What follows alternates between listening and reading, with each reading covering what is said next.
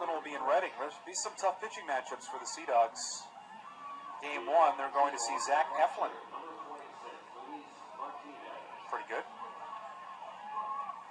And then Ben Lively will go Game 3. Tom Windle will pitch Game 2. So it's Cuevas, Haley, and Diaz against Eflin, Windle, and Lively. All 3 times are different in Reading. Martinez takes outside. 7:05, 6:05, 1:35. 2-1 Portland, Rainey Lara on the first base side. And he brings home this, and it's line to center base hit. Martinez squares that up and singles into center. So Portland has 4 hits. And Lara's been up in the zone a lot, and that's why we're seeing some solid contact. Sometimes you say, geez, how can they square balls up early? Well, if it's right there, it doesn't matter what part of the game it is. Yeah, he's only 6'5", so. Blake Felix, he has a pretty good view himself. Right down will advance to second base, and he's in scoring position, and the crowd trying to get into it. A lot of high school kids here who attended the Sea Dogs College Fair this afternoon. Hits compared to Martinez doing the catching for the 14th time. He's caught every game that he's started in for Portland. Here comes a 2-1, and that fastball misses just a bit outside at 90. It's 3-1. You know, the other thing, Mark, all the talk about the pace of play just brings it up more. Maybe a lot of people weren't noticing it as much as we think. Now people are noticing it more. They may be looking to see the times. We are spending a lot of time with it this year. Here's a 3-1, and that's a called strike. Strike. So the count runs full on Martinez. Lara has really become deliberate. He got into the set. I mean, the clock looked like it expired. It went off after 1.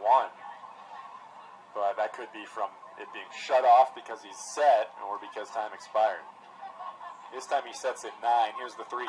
Swinging a line drive deep to right field. Pena heading towards the corner. He can't reach it. It one-hops the wall. De La Cruz is moving pretty slowly. He's rounding third, but he will score standing on the RBI double by Luis Martinez. And Portland cuts the lead. It's now 6-3.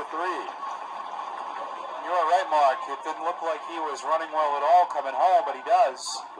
And that didn't even look like Martinez got full extension. And he hit that a mile. Very impressive for a righty going that far down the right field line. Give the Ruby to Martinez, his 3rd of the season. And Portland trying to rally here in the 4th, and the fans at Hadley. To hit.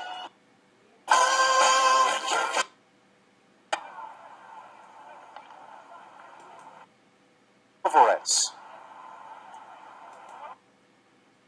For this game for him personally, as Martinez takes a strike. He come in with those numbers, and he gave up, like you said, 1 hit, no walks. He hit a batter, but 3 scoreless. They needed that. Who knows how this game would have turned since their starter went 4. The 0-1, swing, foul, right side. Luis a single, double, and a run and grounded to third. Portland trailing 8-3 in the 8th.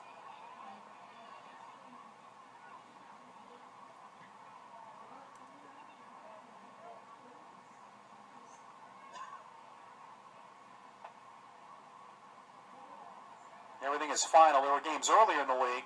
New Hampshire has won. They beat Trenton 4-1. New Hampshire's certainly been very streaky to start the year. They had a great start to the season and slumped. 0-2 was a little high. New Hampshire's won 3 in a row just like that. But they had lost a lot of road games. That's been the problem. They are good at home.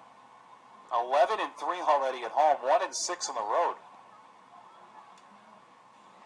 There's a lot of home games to start the year. 11-3, 14 home games in April. It'll be a 1-2 from Alvarez, outside and low with a breaking pitch. And Richmond lost again, 12 in a row. They lost to Reading. So Richmond starts the season. You're feeling pretty good, 3-2. 12 straight losses. 3 and 14 on the year. 2-2 pitch. Swing, high ground ball at the middle base hit. Alvarez put the glove down, but it was smoked. Luis Martinez with a 3-hit game. Goes right up the middle with a hard single. Luis 3 for 4. And here is Blake T. Cody. He's fly to right, struck out, and grounded to second.